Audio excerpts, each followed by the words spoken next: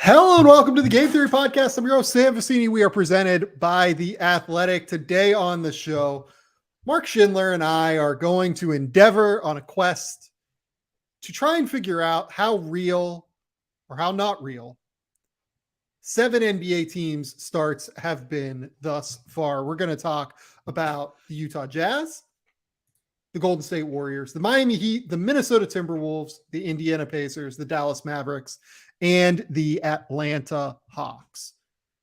It's going to be kind of a dive, a mishmash of, do we believe in this team? Do we believe in the current roster? Do we believe in what we've seen so far? Just kind of across the board. We're going to dive into everything that we've seen. Mark, what's going on, man? Yesterday was like I feel like I say this every other week, but like yesterday was like the craziest hoops day I've had in a minute. I think I started watching basketball at 11 a.m. and normally like I watch everything on playback, but I was watching live yesterday because college started on both men's and women's, and we had 15 NBA games yesterday. I was on the ding and had to watch all 15 games, so that was an adventure. But it was great. I'm here to talk about basketball. I'm very excited. Sam, how are you doing? I am doing well, like you said.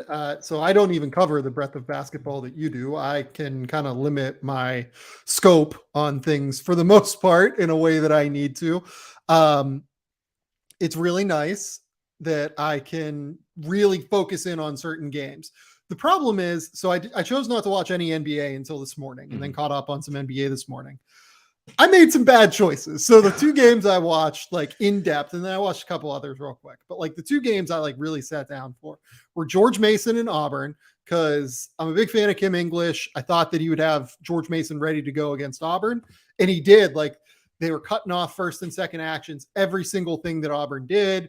And I thought that they had a pretty good plan in terms of generating 3-point attempts. The problem was that Auburn was just way too athletic for them, and just completely bludgeoned them on the glass. The referees let a lot go in terms of being willing to contact out on the perimeter, and that game wasn't all that close. The second game I really sat down and watched was Tarleton State, Arizona State. And that was just an error. Like, I saw a close game. I really wanted to get eyes on Marcus Bagley early in the year. So I sat down, pulled up Synergy after that game ended, watched it, and that was hideous. I think that I wrote in my notebook like #pain at one point. Let's see here. I've got good ones here. Let me bring it over. This is the worst basketball game in history. I have no idea what the fuck they are doing. This is insane. This is literally not basketball is one note in here. So yeah, that was a fun game to watch. Wow. Billy Gillespie did a great job of making that team look absolutely hideous. Billy Gillespie doesn't seem like a great person. Definitely good at making teams look ugly in terms of basketball. Well, I'm glad I missed out on that one. I have no intention of going back and watching that, but I did get to catch up on what a lot of the freshmen I'm excited about this year are doing. So shout out to Bryce Sensabaugh. Yeah. Ooh, I haven't watched them yet. Is an Ohio State good, alum. Oh man. Yeah. Do I need to like prioritize them today? I don't know if you need to prioritize it. I mean, it was kind of like it was a blowout, but I'm so excited about that class. I wrote about them the other day. They're fun, man. It's a good group. It's a really good group, and I know that staff's really excited about Roddy Gale, Felix Okpara, Sensabaugh, Bruce Thornton, all those guys there. So I'm really excited to watch them at some point. I just, was pulled in 8 different directions yesterday. Definitely. But it's time now. We got to get into a few programming notes. I've been yelled at for not doing programming notes at the top. Go watch the tape breakdowns I did over on YouTube with Drew Timme, Caleb Love, Deron Holmes. Those have all been added to podcast episodes as well recently. So you've been able to listen to those on podcasts. You can find those in the headlines. Additionally, go subscribe to the YouTube channel, Game Theory Podcast with Sam Vecini over on YouTube. You're going to get to know when we're going live with Mark. You can watch us break down basketball, as we're doing it right now over broadcast. We do it live every episode that we record. Go follow Mark at MG _Schindler over on Twitter. Do we need an Instagram account? Do we need a TikTok account? Anything? We're good without Instagram or TikTok, man. I can only handle Twitter. I'm good on that. That's how I feel as well. I do need to eventually get onto TikTok though, because apparently that's where there is actual growth potential. Go follow me though on Twitter at Sam_Vicini. Let's jump in and talk about some NBA teams. So real or fake is the way that we're going to go about this. I kind of want to start with Minnesota because I think that they are the messiest team I've seen so far relative to expectations. Yeah, like Anthony Edwards is like calling out their effort, and then Karl Towns, for instance, called out Anthony Edwards' like diet a month after Anthony Edwards said that he wasn't going to eat out and like eat fast fried chicken or fried food anymore. And then like Anthony Edwards has said like he doesn't seem to have that burst. I don't know if he has a dunk yet this year as of their first now. like he didn't 6 or 7 games. Yeah, I think it was after the Suns game he got 2. But yeah, before then he did not have any. And you can kind of see it in the way that he seems to be operating right now. Yeah. I don't know what this team does well. They're 5-6. Like they're in a totally reasonable position right now. Rudy Gobert is obviously out in the health and safety protocols, but they're like in a not terrible position by any stretch. But do you feel like this team has a coherence when you watch them? I guess is what I would ask. No, I think the first thing I would immediately say no. I think I was rewatching the Bucks game from prime time on Friday before we hopped on here. And I think like, so I just stopped and said to myself, like, what are they doing? Like on one hand, I do want to just like rein back and remember like this team looked pretty wayward the first, 15 games last year. So I do want to give them some leeway. Yeah. I mean, I thought coming into the year that it would take quite a while to integrate Gobert and make this look right. The issue for me is like, and I don't mean to like chalk it up too much to this, but it's straight up just been effort. Like watching them, I think stifling first action is fine, but their scramble defense has been pretty terrible. On offense, like it almost is reminiscent of watching the Saunders era in some of the shots that they'll take. Like it's not that there's anything wrong with early shot clock shots, but it's the shots you are taking. Like, okay, Taurean Prince is taking a pull-up 3 with an overloaded corner and Gobert standing, 5 feet off the dunker spot in front of him. Like, it's stuff like that. Like, the spacing has been really rough. A lot of it's been just overall where the players are at. And,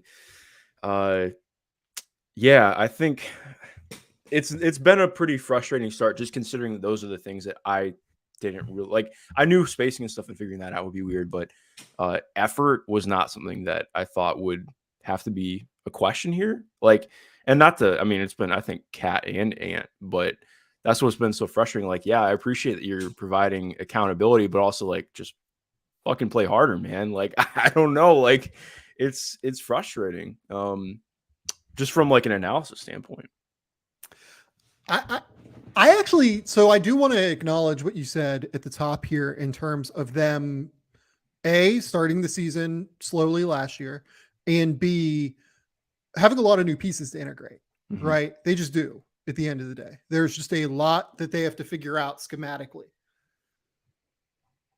I don't really know that they have a situation where all 3 of their main stars are on, Rudy Gobert, Karl Towns, Anthony Edwards, where both sides of the court are totally working right now. Yeah. So with Gobert on the court, they have a 106 defensive rating. When he leaves the court, they're up to 116.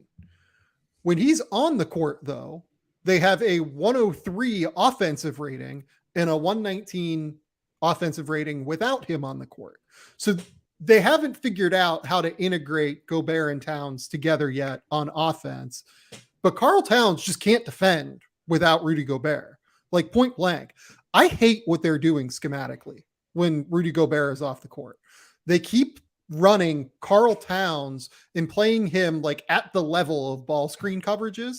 And what it does is it forces the corners to essentially come way in and try and tag with a very long tag toward Karl Towns' man or toward a guy in the dunker spot. And they just give up a ton of open threes, it feels like. The Wolves give up more wide open threes than any team in the NBA statistically right now. They give up about 24 of them per game. And this is a team that plays the fourth highest pace in the NBA. So you would expect them to just be a little bit higher because of pace of play. But it feels like they give up more open threes than anybody. It feels like they give up a ton of corner threes. It feels like they give up a lot of, wide open threes where, the guard hits the cross corner kick out to the corner and then, guy in the corner whips it up to the wing for a wide open three that way. It feels like they give up a lot of wide open threes every single time you watch them without Rudy Gobert on the court. They need to figure out something different schematically with Karl Towns because that just can't work. I don't think. I don't think they can make it work with him playing at the level of the screen with this level of Anthony Edwards athleticism and with this level of D'Angelo Russell athleticism. And that's kind of the other thing I want to get into. I don't think this team is overly athletic. That's actually my biggest problem. They're a team that's playing super up and down, playing very high tempo, but is not all that athletic. This version of Anthony Edwards, yeah, he's an above average athlete in the NBA, but he's not the top 3 athlete in the NBA that we've seen Anthony Edwards so far this season, at least, right? So I think he's going to work his way back into shape and get back into that echelon, but he's not that guy. D'Angelo Russell's obviously not a great athlete. Playing 2 bigs like Karl Towns and Rudy Gobert, you're going to be a little bit slow-footed out there in terms of running the court, in terms of being able to get back in transition defense, in terms of just having foot speed to cover a lot of different actions. Kyle Anderson, not a crazy athlete, obviously. Taurean Prince is not a wild athlete. I feel like they go into games with a fairly real athleticism deficit a lot of the time, and they don't really have the wings and guards to cover for the lack of foot speed that Rudy Gobert and Karl Towns have right now. Yeah, I think that's a really fair point. And I think what's even more difficult too is just looking at their rebounding. They have not been good on the offensive glass. They've been fine. They've been a little bit below average, 18th per cleaning the glass, but then they're 23rd in defensive rebounding rate right now. And especially for a team that is going to be playing 2 bigs often, they've been playing Naz Reid at the 4 and 5 too. And I honestly, I think there's been some good stuff seeing him out of the bench. Just the bench in general, I think, has been an upgrade, mainly because the starters have been so bad. But yeah, I agree with you. I think so often in watching this team this year, I felt like they play way too fast for what they're capable of doing, especially too, I was talking about this with somebody the other day. This team is just really poor decision-making wise. From the guards, Ant right now, I don't want to say that he's regressed as a passer. I don't think he was awesome at that last year, but he's not really looking at the roller very often. There's a lot of telegraph passes, and it's not just him; it's the entire roster. I feel like what's happening is Ant can't put as much pressure on the paint, and he's not opening up passing angles as much as he did last year. Yeah, no, definitely, and I mean, it's been very apparent. With Cat, I mean, I always think, and I think Cat is much better if you're they've done some really good things with high lows that I really like from Cat, but it's the Cat live dribble passes or Cat freelancing in the offense passes that I never feel very good about. Even D'Lo's decision making has been kind of rough too, and and I think it's more in shot selection for him, and he can try and force some passes, but and I think especially with how cramped the offense has been, particularly with the starters, it's made it even worse. It just does not look good. It really does not look good. I feel it feels like there's 3 or 4 different things all going on at the same time. Like you mentioned, there's not really anything concrete that I feel awesome about them doing.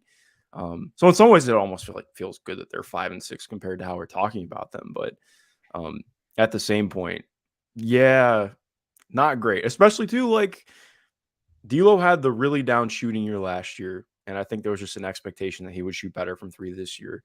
Granted, it's early, but 29.7% from 3 right now. again, like I think that's partially a symptom of the entire team. Like they have 2 guys shooting above average from 3 on volume right now. But that's not something that I think is just going to dramatically change overnight. So I don't know. How have you felt about the Gobert and D'Lo pick and roll? Because I feel like I haven't seen it as much as I've wanted to. Yeah, not great. I feel Yeah. like I haven't seen that as much, but like I feel like they're not running. Look, I don't know what the numbers say. Maybe I'll pull that up as we're talking. I feel like they don't run a crazy amount of ball screens. Yeah, it's felt like it's just a very like I really don't like how the offense looks. The screening has been really bad. Like even with Rudy, I think the screening's been kind of rough to start. Part of that again, like he screened for the same guys for 4 or 5 years. You're learning a new system and doing things differently. But the problem is it doesn't feel like there's a system right now. It just feels like guys taking shots. And what's difficult too is this is not a team that I think should be much of a flow team because we're seeing kind of the results of that right now. So yeah, I'm in there with you. Like I almost want to see an attempt to really try and separate some of the starters into the bench unit instead of playing more of like a 4 bench players and a starter, which I think we've seen more of. Like maybe you build the bench around D'Lo and Gobert, kind of like what Quinn Snyder did with Mike Conley and Rudy Gobert last year and in the year prior. Just because I think they need to find some more answers with it. Like it just does not look very good right now. Yeah, I mean, the Jazz are in the bottom third of the league in points derived out of, hitting the roll man in pick and roll situations. And they are bottom 7 in the league in points derived out of pick and roll situations with the ball handler. So essentially, they're like for a team that's 4th in pace, you would expect those numbers to be drastically higher. Yeah. At the end of the day.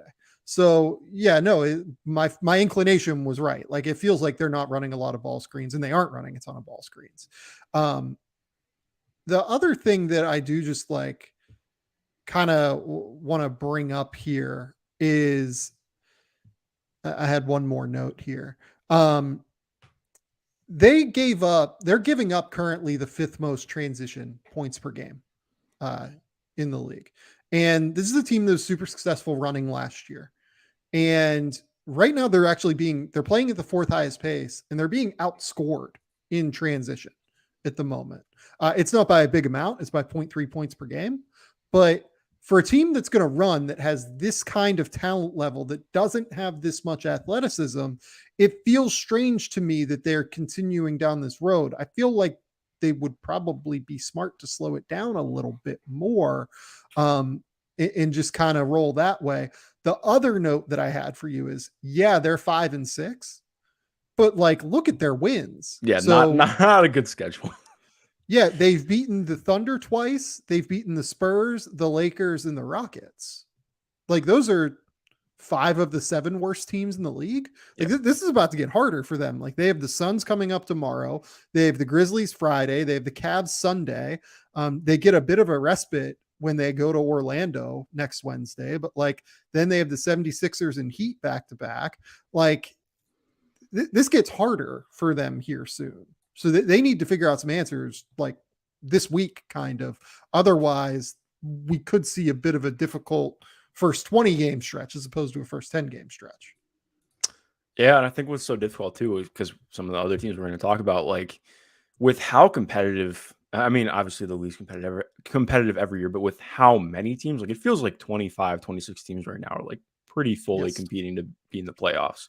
Yes. And getting any kind of hole that you have to dig yourself out of is not the way you want to start the season. Like it just makes it that much harder down the stretch. I think you need some kind of padding, especially headed into like, all right, are you going to make some kind of move at the trade deadline? Because then you're expecting like, all right, maybe we have a slight drop off as we try and make some changes there. Like, yeah, I agree. They really need to find something here. One thing I did want to think though, how have you felt about Jaden McDaniels? Because I do think he's like the one starter that I know the shot has not been there, but he has figured out some things that I think have been good. Like the driving and finishing through contact is getting kind of real for me. Yes. Again, the shot not being there makes it harder to distinguish it. But I mean, on top of the defense as well, like he's one of the few guys who I look at on the team that has been consistently effort and whatnot. So I think that has been a positive thing. But again, like it's just finding the ways to make this all work is Chris Finch has a job in store for him right now. Yeah, like with Jaden, it's like great defense and great finishing, but they need the shooting. Like his job this year, like the biggest swing skill for Jaden McDaniels this year, point blank, was he needs to knock down threes because we need to space the floor so that Rudy Gobert can dive to the rim, so that Karl Towns can post occasionally. That's the skill for Jaden McDaniels this year. Not to say he can't be effective without it, but like from a team perspective, they desperately need him to be good at that. And he hasn't been so far. The other thing I will note on the Timberwolves schedule is they've played 8 of their 11 games at home so far. This gets harder. Like this doesn't get easier for them. And this is a team that should be probably 8-3 right now with their schedule. Like you can expect loss. You can expect a loss, to Phoenix on the road. You can maybe expect a loss to Milwaukee at home, but like you should beat the Knicks at home. Yeah. You should beat that the game Spurs. Was disgusting. Yeah. Like you should beat the Spurs regardless almost. I'll even accept losing to Utah at home, given the way Utah looks. And we'll get to them next, maybe, because I find what they're doing fascinating, but like, a home game against Utah, like I guarantee they were favored in that game, if only because we didn't know what Utah was at that point. But like they've probably been favored in 8 of their 11 games so far, if not more. So I think that they're actually like, even though it's 5-6 and things look okay in terms of record, they're behind the 8 ball, I think, from a schedule perspective right now. Yeah, definitely. I'd imagine, I'm not like a huge betting person, but I would imagine that they have been one of the worst teams against the spread this year, just given how their year started off. The last thing I want to hit on too, that I think is going to be really interesting for them. They have kind of, and this sounds minor, but they've pretty much axed Bryn Forbes' minutes right now. It sounds small. There is not a movement shooter on this team, and I am worried about that as the season goes on. I think, especially too, like I liked the Kyle Anderson pickup, but also it's really hard to make Kyle Anderson work with how this team looks right now.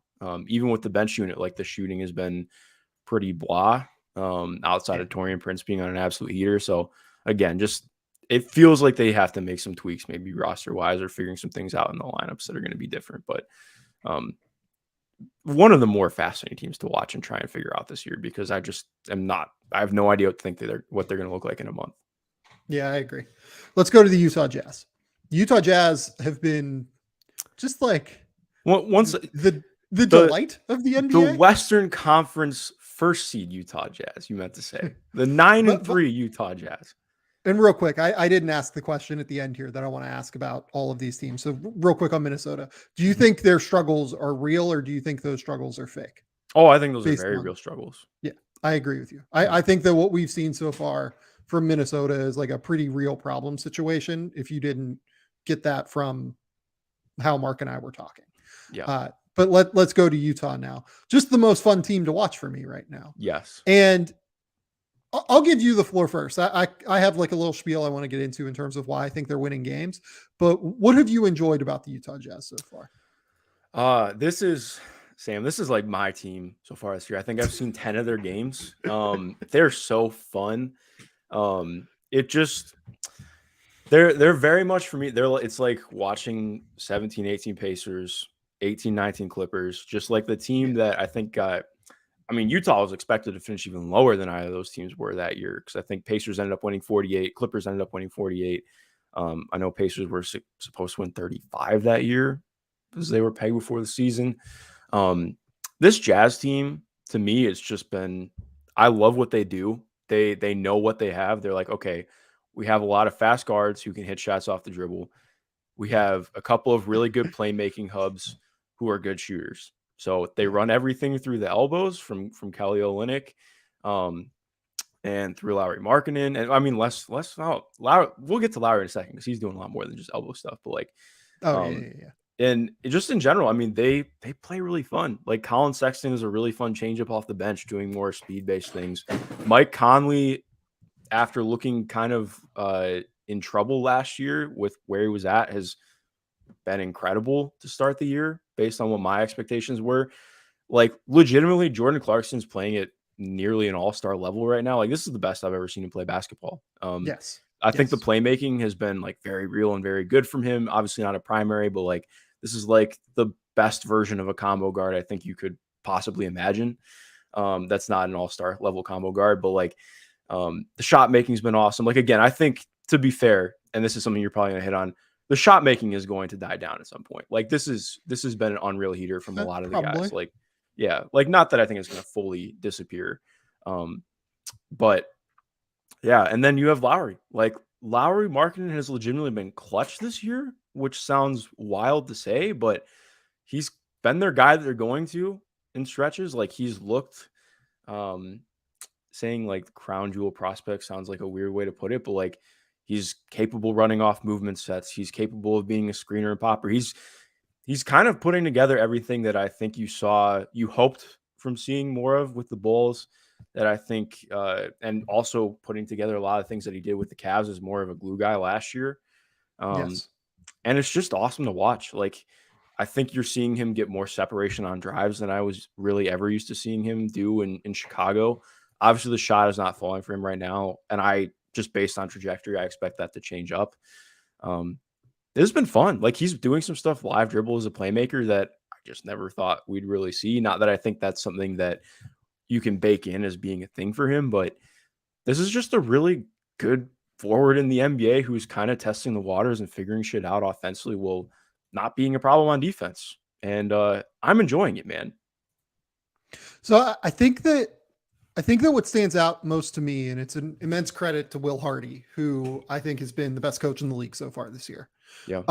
They have a top 3 offense and a top 10 defense. And you just think about what is important to winning basketball, right? What are the factors that win you a lot of basketball games? You want to win the possession game. This team does not turn the ball over, and they generally do a pretty good job of winning on the glass. They get a ton of offensive rebounds. The defensive rebounding has been a little bit questionable, but like they get a ton of offensive rebounds and they don't turn the ball over. So they're winning the possession battle every game. Shot creation. Like, we can complain about Colin Sexton and Mike Conley, this iteration of Mike Conley, and we can complain about Jordan Clarkson.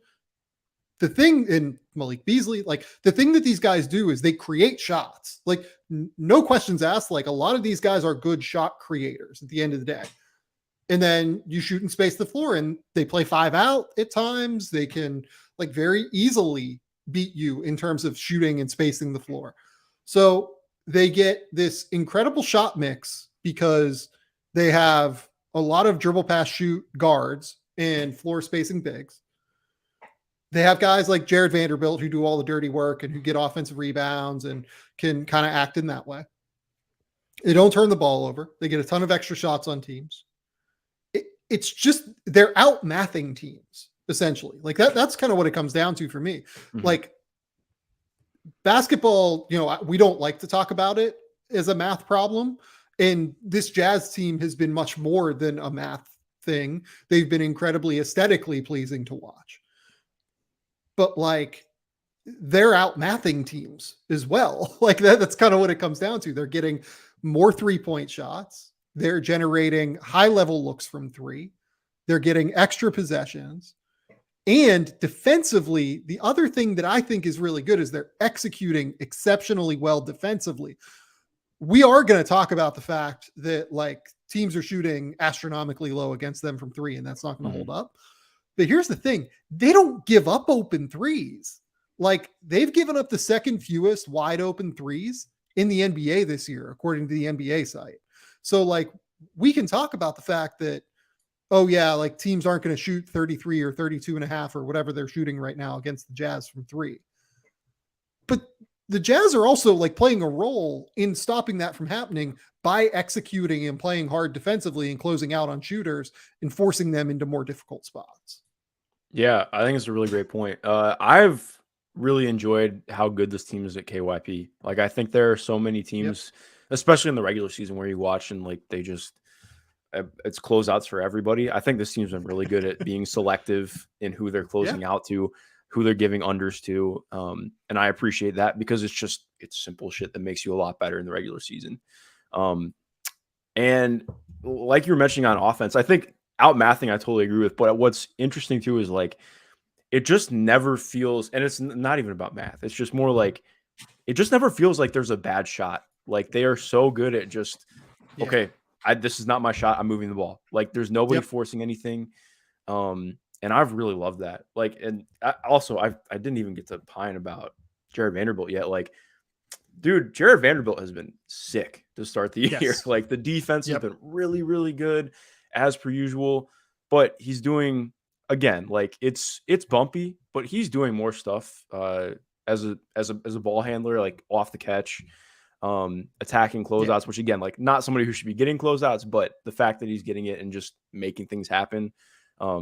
Really fun, sneaky passer at his size too. And it goes underrated because of, I think he had like 9% usage last year with Minnesota, which is probably where it should be. But like, it's just been fun, man. Like you get to see everybody do things. Taylor Horton Tucker and Nickeil Alexander-Walker are here and along for the ride. Rudy Gay is here. That has been an experience so far. It hasn't really worked out for him yet. But yeah, man, I mean, this team is, even the jerseys are growing on me a little bit because the team's been fun to watch. I still think they suck, but it's, compared to what it was, it's getting better. I think that the other thing that like really stands out for me, and this is another credit to Will Hardy, right? Mm-hmm. This is a group of guys that, fairly or unfairly, whatever you want to call it, have been maligned throughout their career as selfish, right? Like shotgunners, like Jordan Clarkson, Malik Beasley, Colin Sexton is like a primary example of this. Taylor Horton Tucker like has been an example of this throughout his career. Rudy Gay has been an example of this at different points throughout his career, right? Mm-hmm. And they're just playing very unselfish basketball. It's like they've heard what everyone is saying about them. And this is something that Lauri Markkanen alluded to in an interview with Shams Charania earlier today.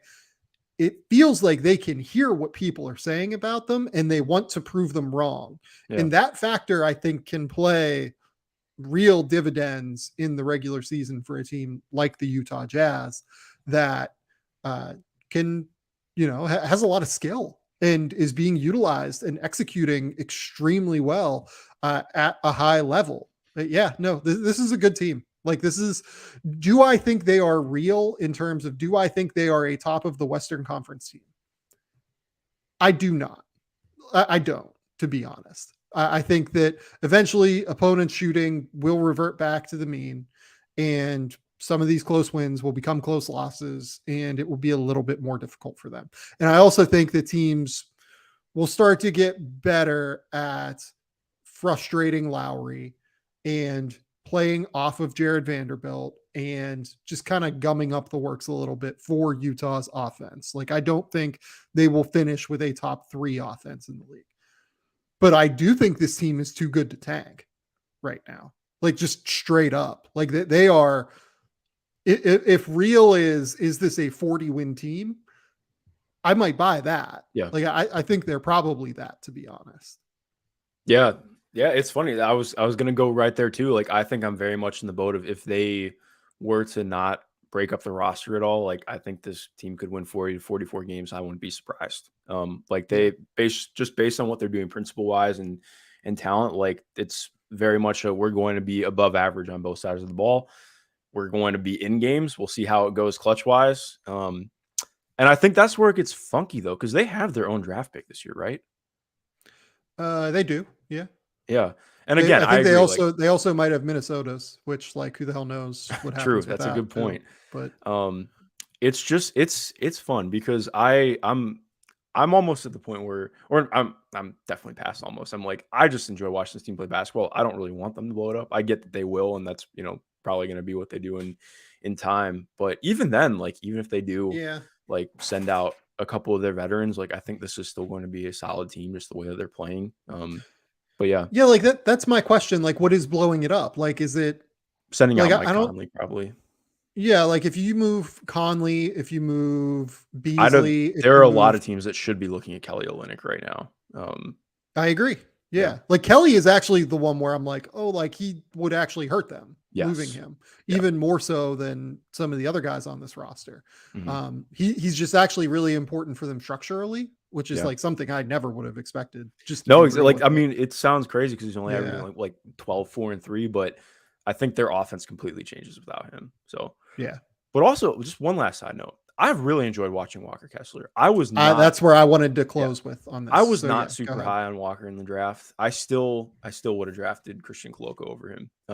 I like Koloko just a lot, but um, he had a moment in what game was it? I think it was the most recent Jazz game, or not the one yesterday, the one before.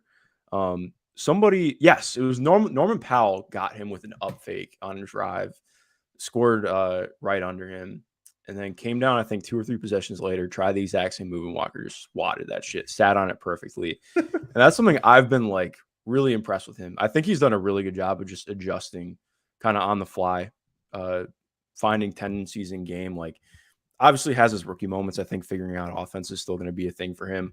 But the defense has really stood out. Like, he has not Yep. fouled nearly as much as I thought he was going to this year. And it's just looked like capable of playing real 12 to 15 minute stretches.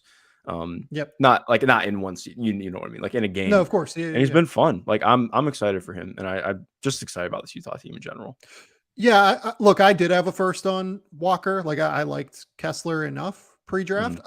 I think that he looks good for a 20th to 30th overall pick, if only Yeah, because I'm still worried about what it looks like in the playoffs. Like, I don't know for if he's sure. going to be able to defend in the playoffs. And for me, like, if it's a big that might not be able to defend in the playoffs, somewhere in the 20 to 30 range sounds right.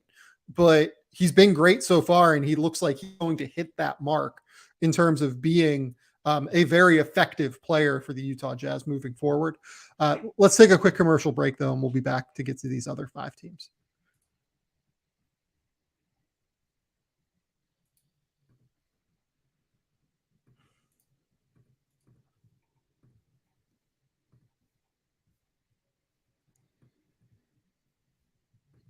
Okay, we're back. I want to go to the Atlanta Hawks now.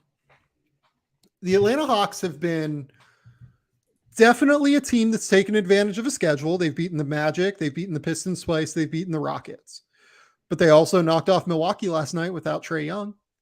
And that was like basically, for what Milwaukee has been so far this season, full strength Milwaukee. The DeJounte Murray addition, I had some questions after their first game against the Rockets. I am and I had a lot of questions when they acquired him as well. Mhm. I was, I think, one of the more skeptical people about this that I know, at least. I'm coming around. Like, I do think this is going to work with the DeJounte Murray, Trae Young pairing, the playmaking, the fact that they have a high level, all-star level player out there at all times is really valuable for them. Um, yeah. And you would expect on some level maybe that like the Trae Young, DeJounte Murray, maybe that 2-man combo would be a little bit worse than some of the other 2-man combos that are possible within their starting lineup. The Trae DeJounte 2-man combo has actually been the best 2-man combo of any of the possible 2-man combos in their starting lineup so far. So Trae and DeJounte is working. This Atlanta team, I think, has been pretty good so far. Yeah, I thought last night was. I'm gonna start with talking about just some of the younger guys because I think last night to me was the night for like I was teetering on this Hawks team the last week, I think I would say, because they had the loss to the Bucks last week. I was like, all right, I don't know how I feel about this. They had the loss to the Raptors, which I think there's a lot more to dive into with that. But overall, like watching this team, I've been like honestly pretty encouraged. I think that they're going to finish above 500 in my opinion. Like, I think that's the level of team that they're playing like right now. And like you mentioned, I really like the way that they've been utilizing Trae and DeJounte. I think they've done a good job of having DeJounte bring up the ball more, force teams to guard him, but then also involving Trae in actions immediately to make him an off-ball threat without necessarily running him off a million screens. Like, I don't think that he's been, the Doug McDermott level off-ball mover that I think people have always hoped that Trae Young would be, but I do think that he's done a decent enough job at being active in what they're asking him to do, and that's been enough. Their offense is only 11th right now, and I think a lot of that is due to just Trae having a shitty shooting start, and he's already started to get out of the slump a little bit. I think that's going to come around. The passing has been, I mean, that skip pass he had the other night was Lefty skip pass. Like, what insane, are we man. talking about? That was just crazy stuff. Yeah, he's been impressive to start the year, without even being fully on his game offensively. And like you mentioned with DeJounte, like he's been perfect in working with Clint Capella and Onyeka Okongwu. Like, Yes. I think, to me, one of the reservations I had about DeJounte, and this is not meant as a slight towards him, I've always found his assist numbers a little bit overinflated just because it's mostly pocket pass and basic pick and roll stuff. Like, he really ate living alongside Jakob Poeltl, but being alongside Clint Capella and Onyeka Okongwu, that's a pretty good way to keep that going. And he's just so good at what he does with his craft out of pick and roll, scoring in the mid range, being just overly effective enough at it to make it effective offense. I do think one of the saying issues, like, I'll ask you this: how have you felt about DeAndre Hunter this year? I've actually liked him. Like, I think that the problem is more that, like, it's more of a Nate McMillan thing from time to time, where any action, it feels like, that isn't DeJounte or Trey centric is like a mid post, face up for DeAndre Hunter. And I'm just like, don't know that I need this necessarily. It might be okay occasionally, but like, they do it a little bit more often than maybe I would like. But look, he's shooting well. I think he's defended fairly well. I don't know that I would go like, a super impactful all defense guy like I think they're hoping him to be. I think he's been like an above average defender so far. I agree with that can knock down shots from three and can occasionally make a mid post face up jumper. Is that enough for $95 million? No, but like, is it enough to be like a very clear starting wing for a DeJounte Murray, Trae Young team? Yes, I think that's true. Yeah. So I think that's what I wanted to get into. I think he's been good. Like, I agree with you. I think I've liked what he's done defensively. He gets a rough whistle defensively. He gets called for everything on defense just by virtue of being in the way, which is just kind of funny. But I think, to me, in watching the game against Toronto, a lot of people were like, oh, see, like, I just don't trust Trey. And I think, to me, this was a lot more where I was like, all right, this is where you see more of the flaws in the rest of the roster, because I think so often it's like, all right, we're sending two to the ball against Trey, ball out of his hands immediately. And DeAndre just absolutely just destroyed by OG Anunoby in that game. Like, that was a demoralizing game for DeAndre Hunter. And I think that's where you see more of the issues right now with what the secondary creation can be, especially if DeJounte and Trey are on the floor together. Again, that's not going to be all the time, but I do think like that's stuff that I want to see what this team looks like with Bogdan Bogdanovic, because he still hasn't been healthy yet, because I do think that has me excited for what that could look like, especially like making DeAndre more of a 4. And that brings up questions about John Collins, but that's an entire other thing. Like, not that he's been bad to start the year. He's just been in a kind of awkward place for me. But what I did want to hit on before we hit on that, last night against the Bucks, watching the way that they found a way to keep AJ Griffin, Jalen Johnson, and Onyeka Okongwu together, like, that bench unit was huge in the game against the Bucks last night. And I don't think that bench unit has been very good so far, just to be honest. Like, I agree with they've that. Struggled. Yeah. No, I think that what I'm hoping to see this year is for that to grow a little bit more. I've been relatively pretty encouraged by what Jalen Johnson has done. I wasn't expecting him to step in with as big of a Minnesota as he's had this year. And he's been fine. Like, I think you saw it. It's not saying that they are perfect players, but more so they just have a lot more versatility, length, and athleticism on this roster than they did last year. And I think last night was the encapsulation of that for me. I saw them get absolutely run over by the Bucks every time they played last year. I think this just yesterday, even with yes, they fouled a ton still, but by virtue of having as much length as they did on the court, as much size as they did on the court, they were really able to give Giannis more problems than I think he'd faced any game yet this year. Again, part of that schedule and stuff too. They didn't have Chris Middleton, but I like some of the things. You know what though? Like, Onyeka defends Giannis very well. Yeah. Like that has just been, and he dunked over Giannis twice yesterday, which that was enjoyable. Yeah. Like, for whatever reason, Onyeka, and it makes sense. Like Onyeka has like the perfect frame to be able to do this because he's 6'9" and 245 pounds, low center of gravity, moves his feet well, like super, super strong. It makes sense that he'd be very good at defending Giannis. But I feel like he does. There might not be 5 better guys who do a better job in the NBA on Giannis than Onyeka Okongwu, which is to say, like, Giannis is still going to go for 30, 10, and 5 because that's what he does, but like makes it harder for Giannis, I think. Like consistently makes Giannis's life way more difficult, Onyeka. And that's what I wanted to get into now. I think Onyeka has been outstanding. I think he is like pretty significantly outplayed Clint Capella so far this year. Really? I do. Wow. I think Onyeka's been good, but dude, I think Clint's been really damn good this year. I think Clint has been very good defensively, but you look at all of the lineup numbers so far. The Hawks are a +2 on offense and 4 points better defensively when Onyeka is on the court. They are substantially worse on both ends, not substantially worse on both ends, but worse on both ends by a not insignificant degree when Capella is on the court, despite the fact that Capella plays 90% of his minutes with Trey, 80% of his minutes with DeJounte, has played 62% of his minutes with the starters, and Onyeka has been a part of these bench units that have just frankly not been very good. Like, I think Onyeka has actually been like a big key cog for what has been successful for Atlanta a lot of the time this year. You mentioned the DeJounte Murray pairing with Onyeka. I think that's been like so big to even get anything out of these bench units from Atlanta. Yep. Anytime that they run like the Capella bench unit lineup, they just get absolutely waxed, it feels like. Which kind of says to me that guys like DeJounte, DeAndre Hunter particularly, are doing a really good job of stopping guys from getting inside on Capella and being able to keep guys in front of Capella so that he doesn't have to like maneuver out of his drop scheme all that much and can kind of keep steady positioning, which is great team defense. And I don't mean that as a slight. I just think that Onyeka has given them a bit of a different dimension, which has been very, very helpful for them. And I think has ultimately been a little bit more effective for them.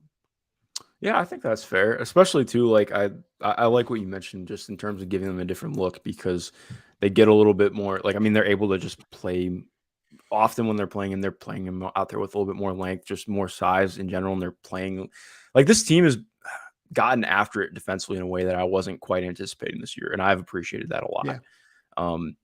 I think it's one of my only drawbacks has been I still am not quite there with Onyeka offensively. Like I like him a lot as a screener and what he can do, but I still just don't think he's the best roller. Like he has good stuff as like the floater has been there a little bit more for him this year. Not that he's a below the rim finisher, but he's not the same lob threat as Clint right now. So it just makes it a little bit not like murky, but I still think there's not saying that they should get rid of Clint or something, but I've seen a lot of fans just be like, it's time to move on from Clint. I'm like, I get what you're saying, but also you're losing a lot if you just axe him right now or find a way to change it. But yeah, Onyeka can't play against some of the bigs in the East. Yeah, just like kind of straight up. Like Joel Embiid has made him look like a child every time they've played. Yeah, that's right, and that is a matchup that they have a very real opportunity to end up having to deal with in the playoffs. So you have to keep Clint. It's just that like I wonder if at some point we start to see more Onyeka minutes than Clint minutes. Yeah. This season. Okay. Let's go next to the team that I have struggled to get a handle on more than any other team in the NBA this season. I have no idea if the Dallas Mavericks are like just straight up good or if they are a team that is being just like absolutely carried by Luka. And if Luka goes through a cold stretch, they're going to be a disaster. I don't know what the hell this team is other than the fact that Luka Doncic has been the best player in the league so far. What are your thoughts on the Dallas Mavericks, Mark?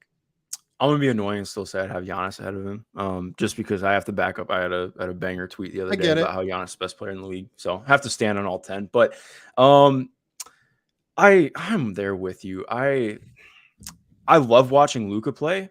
I do not love watching this Dallas team play. I think their defense can be really fun, but offensively, they're just like Luka does amazing shit every night. And it's funny because I think going into the year, I said Luka's chance to win MVP is they finish above 500 and he averages over 30. And well, they're doing that right now. 36 per game to be exact, which is just like mind-boggling to look at. And I mean, he's just been it's like, what's the best way? It's almost like playing a video game that has scripted results in it. Like you just know, okay, Luka gets through the ball, he's making the skip, he's making whatever is wide open, and the shot's going up. And I think their ball movement all has been fine. Like I don't think it's been amazing. It's like they're not a team that I expect to hit with redrives. It's mostly like, okay, Luka's gonna cause a dent in the defense, and they're gonna attack from there. Yeah. I've been a bigger fan now with Dwight Powell playing more because JaVale just was not good to start the year. Yeah. So I've liked that change up. I still am not entirely sure where I'm at with the Christian Wood experience. I think he's been really good as a scorer off the bench. I just think, especially with I just have more questions about what this looks like in the playoffs. And not to go too far, but just in terms of thinking like this is a team that made the Western Conference Finals last year. When you're looking ahead to that, I still have a lot of the same questions of, okay, who is creating other than Luka? Because I think it's just going to boil down into, all right, we're going to send 2 hit shots, like go crazy. And Spencer Dinwiddie has been good. The shot hasn't fallen off at all. He's still shooting 40% right now on high volume, but I still am not entirely sure where I'm at with it. It's a really weird blend. Like Tim Hardaway Jr. still hasn't even like fully worked back in yet, and he's important for them. The one thing I do want to say too, I love what Josh Green has done for them. Like I really like what that has added for them defensively. He forced Kevin Durant, him and Theo Pinson, forced Kevin Durant to get that tech yesterday, which was absolutely pivotal in the game. We love grifting. But like the short roll passing has been really good from him. Like just being a roll threat at 6'4", 6'5" has been really good. We're kind of seeing him put everything together. I don't think that he's a 67% 3-point shooter, but everything looks a little bit smoother on his actual shot. I still just don't know that I view the team as having quite enough juice, but like Luka's just so good, man. I think that's the thing I just keep coming back to. Like watching that, they have the biggest cheat code in the league. Yeah, like, that's what it is. Yeah. I mean, shoot, which game was it? I think I mean, in the Brooklyn game last night, like Kevin Durant guarded the hell out of that man for especially the entire fourth quarter. Like he pressed him. He took it personal. I have never seen Kevin Durant full court press somebody, and he's picking up Luka 90 feet. So, I mean, it's just like a side note. I am bummed for Kevin that he's going to get that game remembered for the free throw that he missed, but because he was unreal in that game. But yeah, I mean, Luka's he just feels kind of unguardable right now, outside of like forcing him to pick up and shoot from outside. Like, cool. That's your one thing. Like he's shooting free throws well this year, relative to where he's been at, and it's just, I feel like this is kind of the thing where I don't know where I'm going to be at them until we're deeper into the year and we get some more run against better teams. But they've been good, man. I think that it's real, as real as that. I know it's a big ramble, but like I think it's real and real-ish, you know. So resounding, yeah. This is why I wanted to talk about them, because everything in their statistical profile, like we've ripped off like a bunch of stats, right? That have been like, okay, these are indicators that something might not be real. 3-point shooting against, 3-point shooting for, what kind of shot profile you're generating. Everything that they do statistically is like it's pretty fine. Like there's no real like, oh shit, like this is unsustainable, or like this is a significant problem, right? So that makes me go, okay, like this is probably pretty real. They're probably fine. And then you remember Luka is like superhuman every night in order to make this happen. And then you remember Luka actually might be a superhuman, and you keep like going back and forth on it where you're like, well, can he keep this up over 82 games?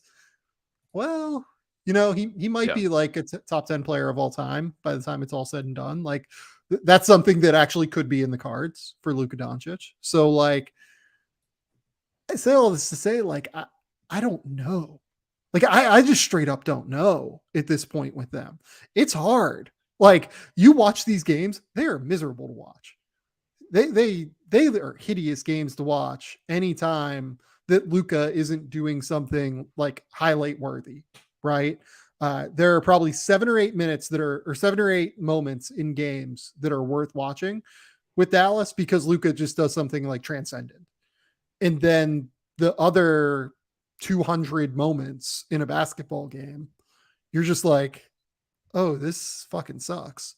Like, this is miserable to watch. Yeah, like they tied for the best offense in the league right now. The thing I will note about Luka is the big differentiator for him, I think now, is instead of taking like even more pull-up threes and like even more tough shots from the mid-range, he's living at the foul line now in a way that he hasn't previously. What, 12 free throws per game right now, I think? He's 11.7. averaging 12 free throws a game. He's shooting 78%, like you mentioned, Mark, in terms of like actually converting when he gets to the line. But he's just living there. And I think that has been the biggest part that has made him as efficient as a scorer as he's been this year. It's just that ability to live at the foul line and not take tougher shots. And he's so good at making tough shots that like you have to live with him taking them, but he's taking fewer of them now. And that's led to more efficient offense. Yeah. I mean, I'm with you that I don't know where this is going to land. I don't know where the Christian Wood thing is going to land. He's been great so far offensively. Like he's been everything that Dallas could have asked for and more offensively. Defensively, I think they clearly get frustrated with him. And I've seen like Tim McMahon on ESPN's podcast has been like, it feels like Jason Kidd is like trying to break him or something like that. And I'm just like, how'd that go in Mill? Yeah, like how's that gonna go? Like, I don't know, man. I just don't. I don't know what to anticipate going forward from their role players outside of Dorian Finney-Smith, Reggie Bullock, who will like D up and make threes. Like they're 3-and-D guys. I trust them. They're everything else. I don't know that I trust. I trust Maxi Kleba to be like effective. Yeah. Do you want to know what Luka's shooting from mid-range right now? It's gotta be very high. It's ungodly, actually. 59%. That's on all insane. mid-range shots. That is not going to hold. Yeah, yeah, including 62% from 4 to 14. So yeah, that's absolutely not going to hold. There's no chance that holds. But he's hit some insane shots. And it's like it's not the actual jumpers. It's like the runners, the push shots, like just some of the wonky finishes that he's able to pull off. Yeah. And I do want to say too, like this is not at all meant to like be decrediting to Dallas, but I just think it's tough because this is largely a lot of the same team that had real limitations in the playoffs. So it's just, but at the same time, like, okay, they could make another run like that. It just depends. And I'm interested to see how things play out. And mainly just, I love watching Luka Doncic play basketball. This guy is. So do I. Like you mentioned, like, I feel like that almost gets lost that because there have been frustrations with him in terms of like, you know, what his game is at. You know, he hasn't gotten a ton better as a defender. That's been one of the spots this year. I think his defense has been pretty rough to start. But I think that's kind of, you know, baked in expectation at this point. But like when your usage is approximately a billion%, well, exactly, have some problems. Exactly. But like you mentioned, like the dude's 23 years old and he's putting up 36, 8 and 8 on like, let me look at I mean, I know that, yeah, I'm like +7 true shooting. It's unreal, man. Like he's so good. Yeah, he's insane. Luka is unbelievable. It's a treat to watch him every night. It is not a treat to watch the Dallas Mavericks team every night. I do like watching them play defense, but yeah, the offense is like, yeah. What can you do? Real or fake? I guess real insofar as like, I think that Luka will lead them to 45 wins. I don't know where it goes beyond that. I mean, I would have said the same. I think they're basically the same spot they were last year, basically, I guess is where I'm at. Okay. Next up, let's do Golden State very quickly. Okay. Because I don't think this is going to take a while. Golden State is currently 4-7. They have had some tough losses. Like, let's be real about that. Like losing, by 5 to the Denver Nuggets, losing in overtime to the Hornets. They lost by 1 to the Magic in that weird tight game. Like they've had some tight losses. The other thing is they probably shouldn't have lost some of these games at the end of the day. Everything with the starting lineup looks fine. Like this is just like totally a like fake, I'm not worried about this at all thing, even though I know Golden State Warriors fans are so used to like year-round excellence as long as Steph and Dre and Clay are on the court together that like they're panicking a little bit. There is nothing about the situation that has me panicking right now. Yeah, I would say I'm not panicking about anything. I am a little bit worried about Clay, to be honest. I do think like the percentage and everything to rise up. He's looked rough for me defensively. Like the lateral quickness has really taken a step back. So that, like, granted, that's not anything crazy. I think it was Marcus Thompson who tweeted out like, when could you ever imagine as a Golden State fan that teams would be targeting Clay instead of Steph? And that's what's happened this year. So it's totally. Yeah, totally. I still think he fouled Kevin Huerter yesterday, but that's whole other discussion. 100% fouled. 100% fouled. It's okay though. But yeah, so I mean, you ready to talk about the bench? Yeah, let me just mention on Clay. I think that this looks fine if Clay starts shooting 40% from 3 again, which I have every indication to believe that he will, because at that point, Clay is averaging like 18 and a half, 3 and 3, and things are fine. And that's what they're looking for from him, right? Yep. With the influx of Jordan Poole, with everything like that, right? Yep. The bench is the worst bench in the league. This bench unit is so bad. Like I've seen people ask me like in the YouTube comments and like on Twitter, how can you blame James Wiseman? How can you blame Ty Jerome? How can you blame like these guys that are playing 10 to 15 minutes per game? In the fourth quarter of that game last night, I tweeted out the box score in terms of what it looked like after a certain point. I think it was with like 5 minutes left. I pulled it up. Yes. With 5 minutes left in the game.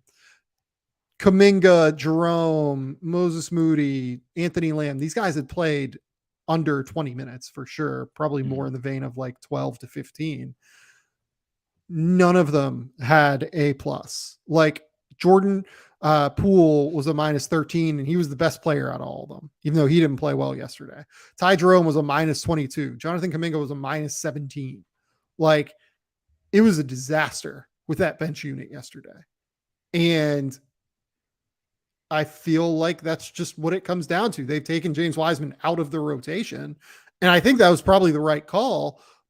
But like they just don't have the dudes on the bench. Like they actually might need to go swing a trade to go get somebody for the bench. Like we talked about this last week. Like I've been a proponent of them just like kind of playing through it all on the bench and just like letting these kids try and figure it out. I don't know. Like I think I'm still there, but like also with the acknowledgement that this probably ends with them having to go make a move for somebody off the bench. Yeah, well, exactly. I think that's what's tough is if it's like, to me, it's like, all right, if you're having Moody and Kuminga figure it out off the bench, like I think that that's doable. But when you have, 4 guys that are all on like rookie scale deals that you're trying to kind of figure out, well, obviously Poole like just accepted a new one, but that doesn't kick until next year. But like, it's just, I think that's too much, especially too, like, because we talked about this last week, like you mentioned, like, I think the Wiseman and Kuminga struggles are really rooted in one another because Kuminga had to start playing out of position after really playing more as a 4-5 last year and excelling at that, while noting he's still a rookie, like you had real utility, even if it wasn't always a plus. I agree. I think that they have to make something happen here. And I'm like, again, I'm not super worried. Dante DiVincenzo has looked good in 3 games he played. So I think him coming back will help, of course. But I agree. Like they need to bump out their bench and make something happen via trade. The Stephen Curry, Klay Thompson, Draymond Green, Andrew Wiggins, Kevon Looney lineup has a 130 offensive rating and a 104 defensive rating. They are plus 26 in the minutes that they have played together. Mhm. And this team is 4-7 right now. Yeah. That just seems like everything is fine to me. They'll figure this out. Sneakily, I want to say too, Dre has been awesome offensively.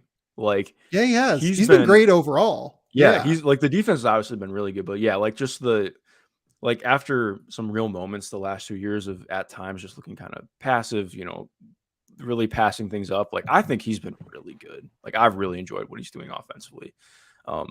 Yeah, and we just got to pine like, dude, Steph yesterday, that fourth quarter run, that shot he hit over Kevin Huerter with like what was that, like 45 seconds left?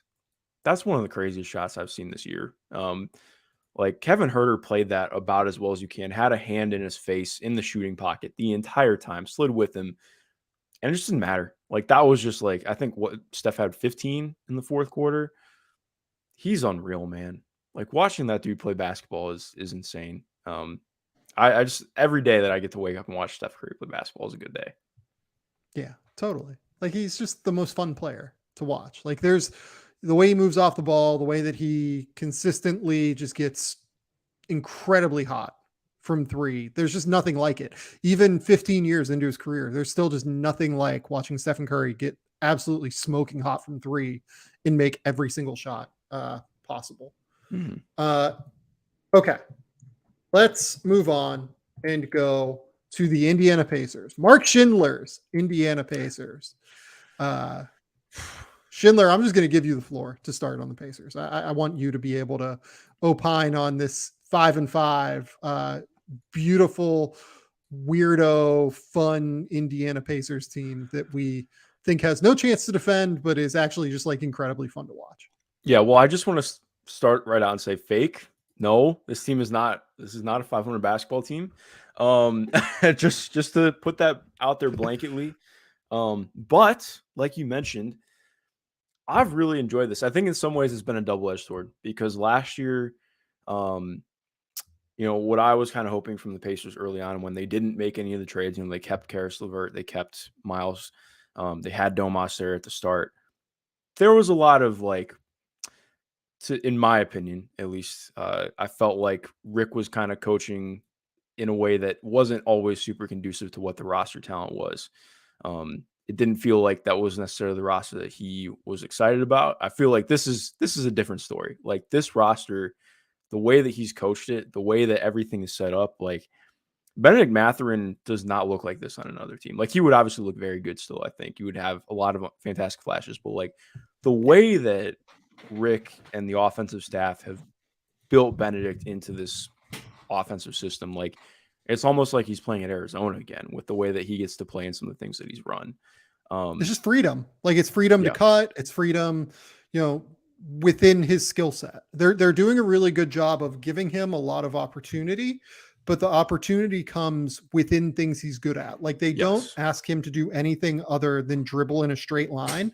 They ask him to run the floor as hard as he can. They ask him to cut back door, and they ask him to shoot threes, obviously, which he can do all of those things. So yeah, I agree with you. Like I think that the way that they've coached Ben so far has been very good. Yeah, and I've loved it. And I think just Ben's confidence is something that I think I totally undersold in the draft. Like, especially when you're looking at some of the top guys, like he's so good at asserting himself without necessarily even being part of a play.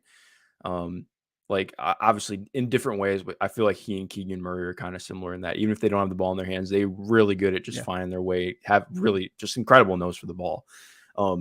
Did you expect him to average 6 free throws per game his rookie year? Because that's what he's doing right now. No, I didn't think, but the way that he's doing it makes sense. The contact finishing and everything has been really impressive from him. I will say this. I think he's always gotten super, super underrated in terms of his intersection of strength and explosiveness. Yeah. Like he is like probably 220 pounds. He doesn't look it like he has like a pretty like thin frame for the most part, but like he has big shoulders. He's a fairly like big chest. and like a fairly big torso that allows him to kind of play through contact and go through guys. The question has always been the ball handling, right? Like he's not the most technically savvy guy who's going to like take guys off the bounce and everything. But as a pure athlete, this is why I had him 5th in the class. Like I was an enormous fan of his athleticism. And I figured, maybe at some point the handle will come. But when you combine crazy athleticism with high level shooting, I kind of figured it would work in some respect, especially early. It's just how much will it work? Can he become like a star? We'll see. Yeah. And I'm at the point right now of saying, I think we're on that train. I think that's on the table. Yeah. And one very random shot, but just because I'm a lover of historical basketball, I've always thought this with Ben. His frame reminds me a ton of Jim Jackson. Like, just like that really sturdy 6'5", 6'6", like, again, random shot. He's from Toledo, so of course I have to know who he is. But Ohio State legend, Jim Jackson. Yeah. One of the most random careers. Big Ten Network legend Jim Jackson. Really good announcer now. Yeah. He's actually really good. Yeah. Jim Jackson's so great. Good, man. He needs more, just get him on everything. Yeah. In terms of the rest of the roster, so Buddy Hield has been awesome. Currently shooting 42% from deep on 10 attempts per game. Would have thought it was higher. Exactly. He'd think it's higher too. But yeah, I mean, again, this is super conducive to what he does. Like they're running at times. It's going to be less now with Chris Duarte out for the next month, potentially 6 weeks. But they're running like 4-guard lineups at times, and the overall just movement, motion, and they're running a lot of flow game. Like it's not a ton of just called out sets. Like there's a lot of flow. They're getting out and running like crazy. And that's without even having talked about Tyrese Haliburton yet, who has. Yeah, I was going to say like that's the thing. Like that's why they can run like flow offense is because this is what Tyrese is great at. Yeah. And what's been cool is that Tyrese is actually making legitimate strides. Like he's doing the thing that I think much of what the Pacers rebuild is banked on. Like Tyrese Haliburton becoming the quote unquote lead guard that I think they've really hoped for. Again, it's still going to take time to get there. I do want to keep pointing out to people, it is so important to recognize that you got to be careful with some of these numbers with the Pacers because like this team is playing crazy pace. They are not playing defense whatsoever. This is not conducive to winning basketball currently, in terms of like at the higher stages. But in terms of Tyrese becoming like a better half-court scorer, I think that's been very real. We're still trying to see him get deeper pickup points and stuff like that, but he's getting to the line more as a career high free throw rate, and I think that's been legitimate. He's taking more threes. He's doing it with more variety in terms of how he's getting his pull-ups off. Again, really funky shooter, but like he's doing more stuff, dribbling to his left, which has not always been a thing for him in terms of dribbling left in his pull-up. Like he's going both ways with his pull-up. He's comfortable. Yeah. Like he had a really good clip against Detroit earlier this year where he dragged Isaiah Stewart back and forth, left, right, east, west for 7 or 8 seconds. Those aren't the kind of shots that we're used to seeing from him. Like he's trying to drag himself in the deeper waters and find things. And it's been really impressive, man. Like the defense has been an absolute dumpster fire from him, to be fair. Like his on ball has been absolutely atrocious this year. And that's be fair. That's the thing. Like he's never really been a good on-ball defender. Yeah. Never. Off the ball and is like super good rotationally, but like it's always been a problem on the ball. Yeah. And it's been the entire team. Like Aaron Nesmith has been their best defender on the perimeter this year. And that's, to be fair, like he's been like an average perimeter defender, but exactly. Like it's been asking a lot. So yeah, but I mean, overall, again, just the strides he's making are legit. Like he's almost like 50, 46, 92 right now, I think. Which is like, it's silly. That's video game numbers, man. So yeah, I feel good about the strides that they're making. Like I feel legitimately very good about it. I think Isaiah Jackson has had good flashes. I think the flashes are becoming a little bit more consistent. We've seen some of the playmaking stuff has come out with him a little bit. We've seen some more like him just making good reads on the fly. I think learning to play in space again, like that's going to continue to be a thing, trying to see what that looks like. His perimeter defenders do not help him, but trying to figure that out has been something else. I think, and I don't want to say that it's been a disappointment for me because that seems too harsh. I personally didn't expect anything differently, but Jalen Smith has been probably about what I've expected this year. He hasn't shot the ball super well from deep, but he's like he finds some ways to be assertive. He's really good on the glass. I still think he's kind of lost in a lot of ways defensively. He's just very stiff. He Yeah, still is very stiff, which is the yeah. problem. Um, This team is real to me in terms of like, in terms of the process, yeah. in terms of the process, and in terms of if you don't bring the energy, like if you're coming off of a back to back going into Indiana, they will catch you. Like no questions asked. They have a good chance to win that game. Um, are they real in terms of being a 500 team? No. They're going to be like a 27 win team or something like that, probably. Like if they go 22 and 35 the rest of the year, that's probably a pretty, or 22 and no, it wouldn't be 22 and 35. It'd be like 22 and 45 or something like Yeah. that. That's probably a likely outcome at this point, especially once we get into the end of the year and the Wemby sweepstakes like really heat up. But what we've seen so far, and eventually I have a feeling they're probably going to move Buddy because this is a great opportunity to move Buddy because he's been absolutely on fire. And this is a great opportunity to move Miles Turner if you're not going to build around him. So yeah, why not? Like, here's the other thing too. Like, can't they renegotiate and extend Turner if they want to? Like they have a ton of cap space. Yeah. They have like he was on a 4-year deal. Like theoretically they could give him a bunch of money and they could get him to stay, right? Yeah, and he just played the best game of his career yesterday, just about. Yeah. Like he's been like, other than the Brooklyn game was absolutely terrible. I just want to expunge that from my memory, but he was really good against The Washington. post-Woj interview game. Yes, that Jesus Christ. He was really good against Washington, was very good against Miami in a surprising win, and was really good against extremely good against the Pelicans. I still think that they just need to move on from him, to be frank. Mainly just because I think after taking the time to, well, not even time, but like making the trade to invest in Isaiah Jackson, okay, we'll invest in Isaiah Jackson. I don't really see the point in, especially in a year where, not that, again, there's a difference between like full on tanking and still being a team like this that's competitive while not being talented enough to really be competitive. Yeah. I just want to see them really try and figure things out with Isaiah Jackson.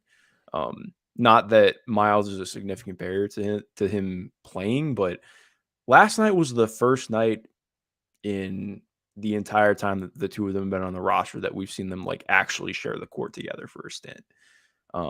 Which like that's the kind of thing that makes me like, I don't know, it just gives pause a little bit, especially just considering what the center situation can be in Indiana sometimes. So it is just rather comedic, but yeah. Okay, you mentioned the surprising win against the Miami Heat. The Miami Heat are the last team that we want to talk about here. The Heat are in a strange position. It feels like they are 4-7. They have played like a fairly average schedule. Like they should not be 4-7. This just feels like a slog.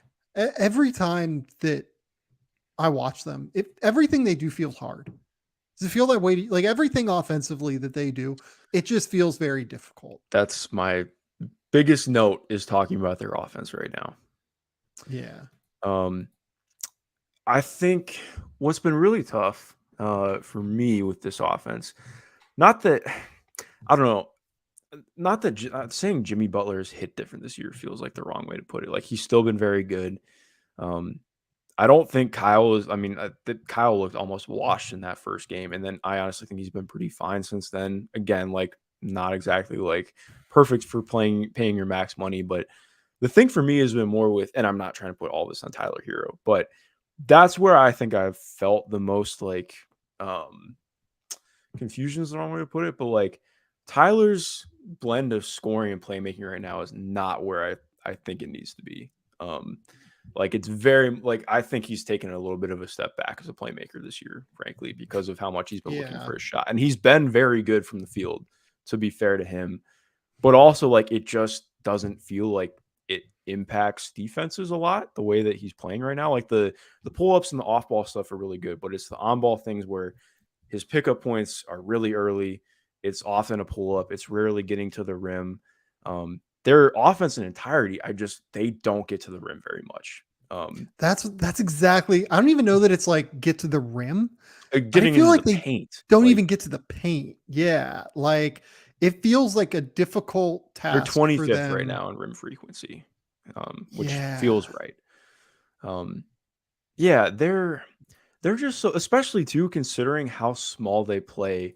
It just makes it a really difficult ask for them because they're not going to beat teams on the offensive glass often. Um, they get bullied on the defensive glass often. Um, it's a really weird blend right now. Like, or I'm kidding. They're seventh in defensive rebounding percentage, but like against the Kings, that was a problem. Like Domantas Sabonis absolutely ate them on the offensive glass. I think that's gonna be a problem against teams that have bigger front courts and more importantly, just have more talented dynamic stars, which is going to be a problem in the East, especially against the playoff teams. yeah. Um, I just think And like so, I don't. Oh, sorry. Go ahead. to your point on they don't get a lot of shots at the rim, right? So they're 25th in rim frequency right now. Mhm. They're also only getting 9.4 wide open 3-point attempts per game. And that to me, again, says that they're just not getting to the paint because the best way to get wide open threes is to collapse the defense and then kick out. Yeah. Right. So they're just not, they're having a more difficult time, it feels like to me, than any other team in the league it generating open opportunities and generating high leverage shots, which I think is kind of an indictment on Kyle Lowry. Mhm. Like a lot of what Kyle is creating is like these, I'm going to take a step into the inside the 3-point line and then step back and try and get a three. Right. Like that's more what he seems to be creating for his own offense. And Yeah. he's making them. Like it's a credit to him right now. Jimmy Butler is putting his feet in the paint regularly. But then you look at like this team in terms of their 3-point shooters, they take a lot of threes, but like a lot of them are contested 3-pointers from Kyle, from Tyler. Um, and then the other ones are like threes from guys that teams don't really give a shit if they shoot them. Like Gabe Vincent, people don't really care if Gabe Vincent's going to take a three. Caleb Martin, people do not care if Caleb Martin is going to take a three. Max Strus and Duncan Robinson, people care if they take threes. Tyler Hero, people care if he takes three, but he's taking them off of pull-ups, and so he's not really generating open threes. Like I would bet half of their open threes per game are probably Max Strus threes. And then everyone else is generating like 0 open threes or 3 open threes per game or something.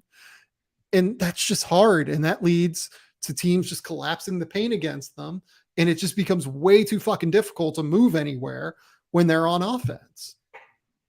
Yeah, and I completely agree. I do want to hit on too, like Max Strus has been awesome. Like I'm at the point where Great. I want to see him start over Caleb Martin just because like based on like what they need from their offense, like he's such a good shooter, man. Like that, Yep. not the that like and he's good at. I mean, he can attack closeouts. He moves the ball, like does really good things. But then again, it's like okay, well, not that he's a bad defender, but there's a defensive trade off for sure. But I think one of the other problems has been with Tyler playing in the starting lineup. Now their bench just does not hit the same, like even remotely. Yeah. And that's been a big problem for them because they really thrived on bench points at times last year, and it just I don't it's not awesome. Like I think for me, just because I don't think Kyle is going to these 36, I don't think that change is going to happen. For me, I think it's got to come from Tyler growing as a playmaker, and I think it's possible.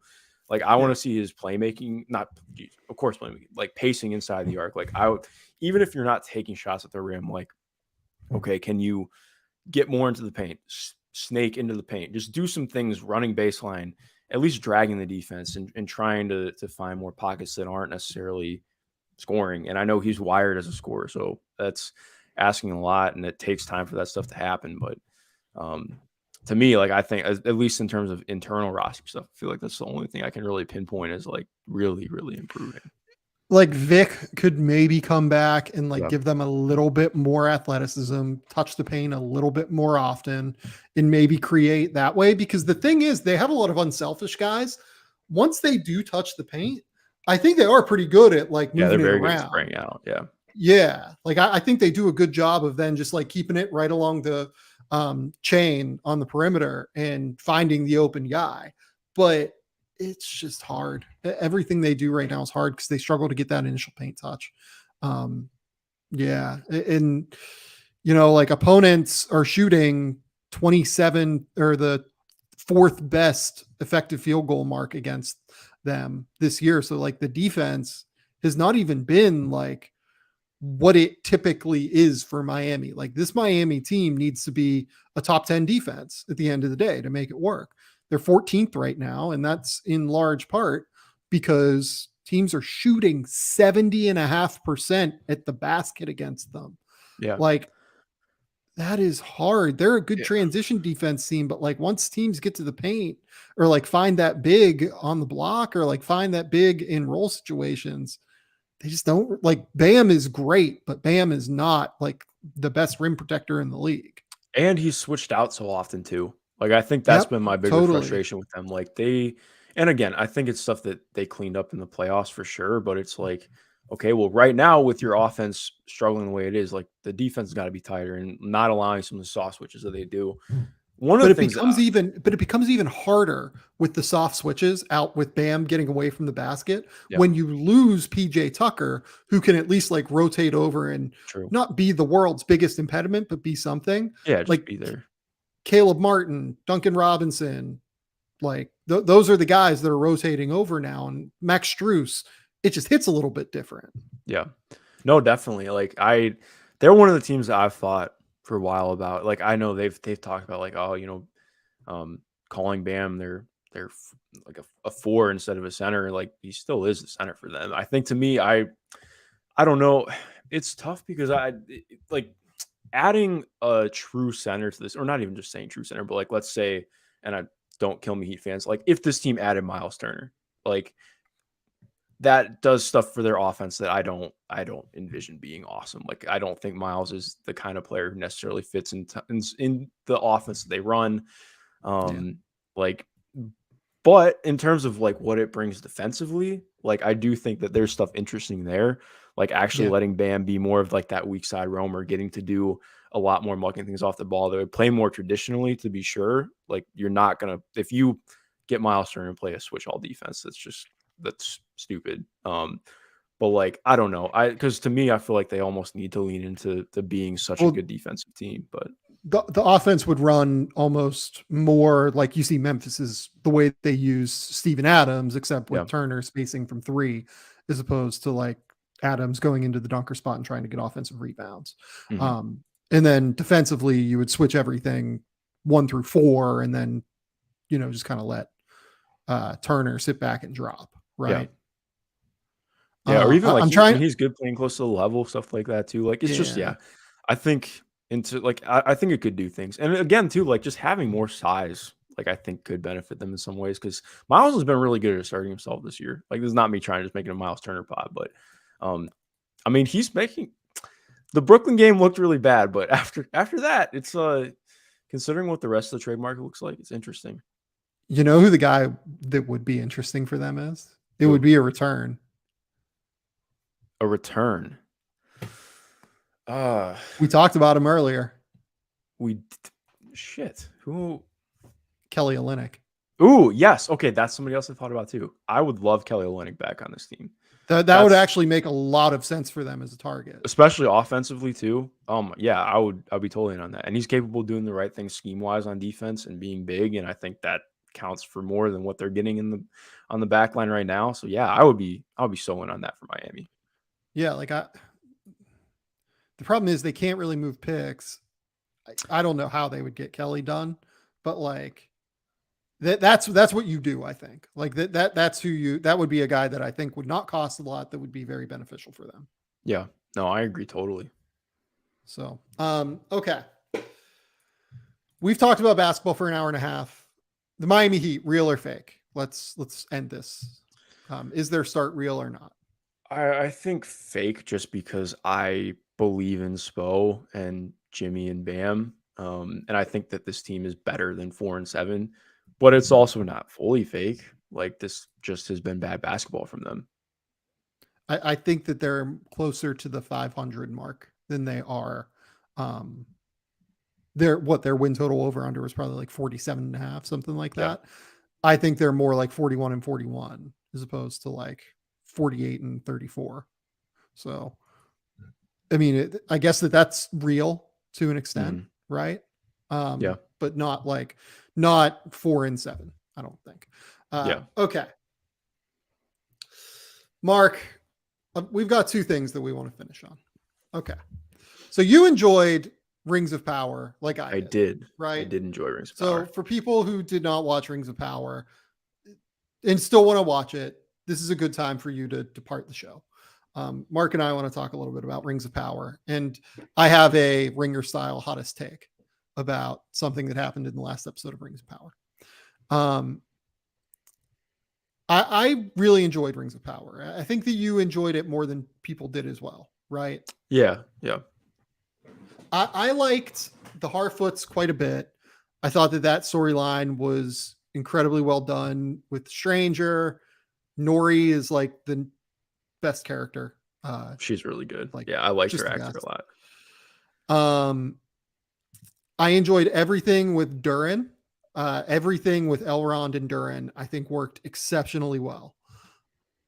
I think the Galadriel Hallbrand, like the Galadriel Hallbrand relationship works really, really well. And I'm fascinated to see where they take that in season 2 with the reveal at the end of the last episode. Mhm. I'm waiting to reveal it because I want people to have like ample time to be able to get off the show if they don't want any more spoilers. Where are you at on Rings of Power and what you enjoyed? Yeah, I think my biggest thing I thought Galadriel was really good. I think some people like really tore apart the acting, but honestly, like I thought Galadriel was good. Like I really liked her. No, I thought Um, Morfydd Clark was very good. yeah. Yeah, I Um, think that's a little bit crazy. yeah, I really enjoyed that. I agree with you. I thought the Harfoot storyline was the best, mainly because that was the storyline I knew the least about headed in. Yeah. And I think for me, like I knew the reveal was coming. Like I knew like pretty much from Rip. I'm like, yeah, that's him. And so I felt like that was like a little bit Yeah.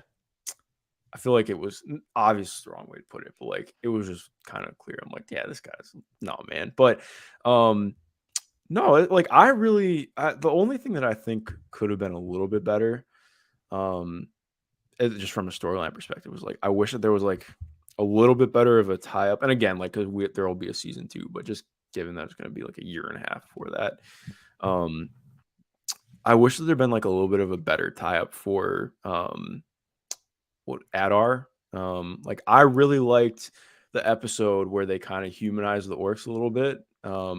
Yeah. And like primarily centralized Adar in that. But then I feel like we got like hardly anything on them in the last episode. And that was like I get it from a pacing standpoint, but that was like um It felt like they really had to rush the last episode for yeah, it some felt reason. very rushed and I didn't that was I wish that had been like split into 2 episodes with like a little bit more. Yeah.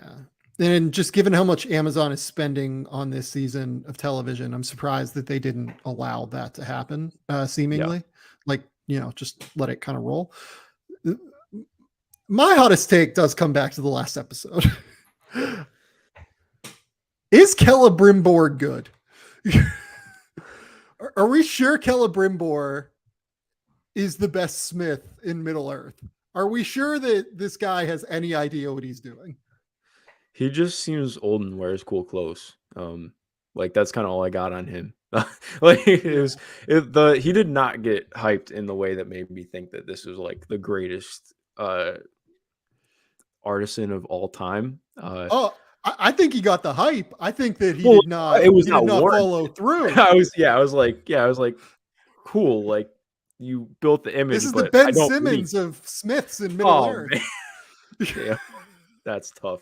Yeah, yes, I agree. Like that part I can totally agree with, because especially too, like the way that he's been like portrayed in any of like the background storyline, like super confident dude. Like I did not get that at all in this interpretation.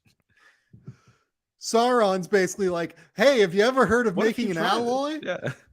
And Celebrimbor's like, wait, you can do that? Wait, Yeah. that's a thing that you can actually make that happen? And then he's like, oh, wait, like for whatever reason, the alloys won't combine under high pressure. And then Sauron is like, wait, what if we tried low pressure? And it's just like, oh, wait, this works. Is Celebrimbor good? I think the answer is absolutely, unequivocally no. Excessively mid. He had rich parents. Yeah. I think that's the Celebrimbor vibe. Yeah. Is Celebrimbor the best smith in Middle Earth? No. The answer is no. He is like a terrible smith, period. I think that is what we have learned from all of this. And then like Galadriel like tosses like the full blade in at the end, and it's like, wait, you said you needed just like the best what was it, like the best silver or whatever is the only thing that can be combined. And it's just like, well, what's this shit on the handle, my guy? Like, what's happening here? Just some extra seasoning, you know. No, this is Celebrimbor sucks. That's where I'm at. I agree. Celebrimbor is not the best smith in Middle Earth. Yeah, I also just don't think like again, like for the significance of what that moment's supposed to be, like, like, all right, cool, done. Like, I'm like, we did this in 15 minutes. Like, that was the kind of thing where I was like, I feel like there's got to be like a lot more in that. So yeah, I'm there with you. It just felt very half baked at the end. It's ridiculous. It's absolutely ridiculous. Celebrimbor is bad. Celebrimbor is the Ben Simmons of Middle Earth. That's where we're at here. Hyped beyond belief. Maybe did well early in his career, and then when it mattered most, fell back to Earth, Middle Earth, fell back to Middle Earth. Jesus. This is where we're at. Okay. Mark, we didn't talk about pizza last time. This is the last thing we got to talk about. Okay. Mark Schindler pizza takes. This is what we need. Okay. You wanted to get into pizza last time. What did we were talking about? I forget what we were talking about, but what are your pizza takes here? I need to hear your pizza takes, apparently. Yeah, so one that I got like absolutely hammered for, I think it was within the last 2 months. I said that you don't need more than 2 toppings on a slice of pizza. And people disagreed with that very strongly. I just think like if you're really eating good pizza, I don't think you need more than 2 toppings. Like, just for the most part, like you're oversaturating it if you put that much more shit on it. Like, I mean, come on. Like, it's one thing if you're doing like a pizza that has like, all right, you got like, I don't know, like you can have like multiple like vegetables on it or something, which like good pizza vegetables. I'm not saying you have to have broccoli on your pizza. That's kind of whack, but like, I don't know, like meat lovers pizza is kind of an atrocity. Just putting that out there. Important to note, I don't think bacon is all that great on pizza. I think it's overhyped. It's just I launched right in with that one. Yeah, it's too much, man. Like, yeah, no. It's No. I mean, I'm very much in the bacon isn't that great train. Like, bacon's like a nice like C+, B-. It's not an A+. Like, people go way too hard for bacon. What has bacon actually done for you? You know? Are you talking about like as a general thing, or is just a pizza topping? No, it is in general. No, bacon is bacon is salty and bacon's fine. It's fine. It's not cured and delicious. No, Mark. Is this my last game theory appearance? I will say this. I don't totally disagree with you that bacon can be a slightly overrated pizza topping. I think sausage is a much better pizza topping than bacon. Bacon overrated is a that's a wild take, is a general statement. Yeah, I think I stand by it, you know. Um, but well, to me, it's always pepperoni. I think I judge a Yeah. pepperoni, but not pepperoni place. I judge a pizza place by the pepperoni slice. I think to me, like that's how I guarantee I how I don't check mind and see. that. Yeah, Yeah. to me, like I think if you can't make a good pepperoni pizza, then I don't want to eat at your pizza place. What else? Too much I sauce is a don't big problem. mind judging a pizza place by its pepperoni slice of pizza. Yeah, Especially like I feel like we brought up like New York style pizza or something last time and you wanted to like dive into like I a love New like York style. I think New York style pizza is the best Yeah, pizza New on York the and New planet. Haven's really good. Yes. I Um think it's actually a significant problem that I can't get like that style pizza out here. that sounds Not to say the terrible to pizza's me. yeah, not that the pizza out here is bad, but like it's hard to find that like greasy, enormous slice of pizza that is Yeah. like delicious. Well, exactly. Like, see, because that's when I talk about good pizza. To me, it's like that. Like, I'm talking like thin crust pizza, or not even like necessarily thin crust, but like the long slice of pizza that's like not oversaturated. Like, it's just like it's pizza. You know, like I don't I don't need to over hammer deep dish. I know deep dish doesn't represent all of Chicago. It's not pizza, but sure. But I will say Detroit style is really good. I think it's also called like tavern style, like the like Uh-huh. semi like deep dish. That stuff is really Yeah. good. I like that. But my other big take, can't have too much sauce, but you also can't have too little sauce, right? So Yeah, I'm with that. I'm if the not like cheese Laura is likes like a crazy amount of sauce on pizza and I can't do it. no, Yeah. if you pick up the slice and the cheese starts to fall off, I'm not eating it.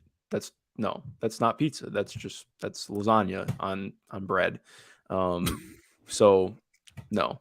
Um, yeah, I Okay, are you a pizza folder or do you eat it like, uh, just with a straight normal hold? I think folding I is a more normal hold, I guess, but like do you if go with it's one of the the big like New orthodox York, fold? yeah, if the Orthodox fold, if it's one of the big slices, I'll fold it. But I don't. I've seen people that maybe this is just like a weird Midwest thing. I had friends growing up that would like fold it diagonally, so like the tip up to the top, which is just crazy to me. Oh, that's Um, crazy. yeah, I've seen That's a multiple people do horizontal that. fold. Yeah, No. yeah, the terrible. Um, yeah, just like normally I just like do like the one finger in the middle and then kind of like wrap the sides Right. up and eat it like it's almost like Right. a taco. Yeah, I think that's normal. Okay. Actual favorite toppings of pizza for you. If I had to get a pizza right now, um, honestly, so number one would be pepperoni, and I just get a plain pepperoni pizza. Um, but probably like the old like is it Sicilian pepperonis or the ones that like cup, like the cupping like the mini pepperonis that like Yeah, cup. yeah, yeah, Sicilian. Yeah, Yeah, I think yeah. it's the No, I know what you're Sicilian. talking about. Those Yeah. are the That's best. like Donato's Yeah, style because where they you like are. crisp up Yeah. a little bit. People who aren't from Ohio don't understand Donato's. Donato's in Columbus. There's a Donato's in Columbus that has like a Every full on 4 bar. in It's like there's one every like crazy. 4 blocks and there's Yeah, one that is a full on bar. That's it's right. Yeah. everywhere. I think that's on like what, like East 17th, somewhere, whatever. We're North 17th. Um, but yeah. If I'm it's okay, so regular pepperoni is like my main thing. But if I'm like kind of feeling like whatever, I get chicken because I think chicken is the second best meat topping on pizza. I don't like sausage. So I do chicken, peppers, and I don't really like mushroom or So you're just olives. talking like plain chicken, so like you're not doing like a barbecue chicken or Oh a no, I would buffalo do like chicken. barbecue chicken. Barbecue chicken or like buffalo Okay. chicken pizzas are good too. Um, but I also another hot take. I don't really mess with like anything other than marinara sauce on pizza. I think that's kind of weird. Like I understand like a barbecue or buffalo chicken pizza, but like if you have like an Alfredo sauce based on your pizza, you need to rethink what you're doing. Um, like sometimes I you like a white sauce, I will say I that. just don't think you need to I am work just a so hard to general pizza reinvent fan. things, you know? Yeah. I don't see I'm biased. I don't like Alfredo sauce. Um, Can you do sorry. like a garlicky oil kind of sauce? I don't like oil sauces or like Okay. pesto. Like pesto pizza is disgusting. If you do pesto pizza, just get out. Do you eat pesto on anything? No, no, I don't like pesto. Have you had good pesto in your I'm life? sure I've had decent pesto. I can't say that I've had good pesto. I'm sure I've had decent pesto. Yeah, pesto is good. It's fine. I just don't need it on my pizza. Like, no. I tend to eat pesto if I'm gonna have it on something like that isn't just like a cracker or something like that. I will have pesto on ravioli sometimes, and that's pretty That could be good. good. Yeah, if you do like a spinach and cheese ravioli and then you put pesto on it, it's pretty good. Okay, interesting.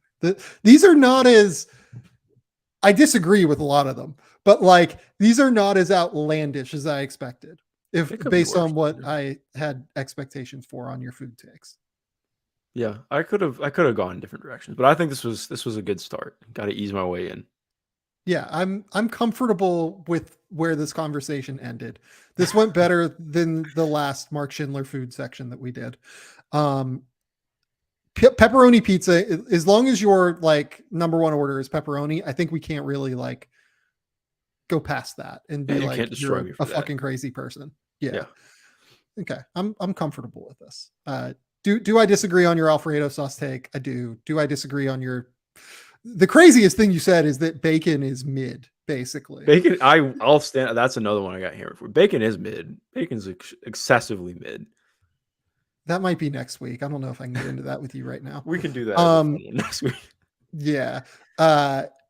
Mark, tell the people where they can find your work again. Yeah, you can find me on Twitter at MG_Schindler. If you enjoy what I do, I am still looking for full-time work in basketball. So I have a Patreon up that is linked in my Twitter. So yeah, if you have the means to support me, it would be greatly appreciated. And mainly, most importantly, Sam, thanks as always for having me on, man. This was fun. This is great.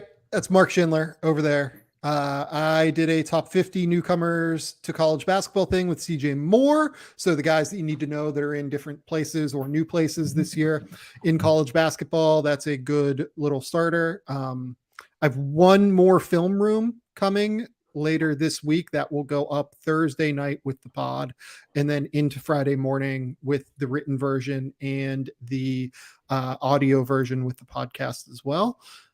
And then after that, I'm just like watching basketball and podcasting. I'm not sure if the pod will be Thursday or Friday yet. We'll figure that out at a different date. But until next time, we will talk soon.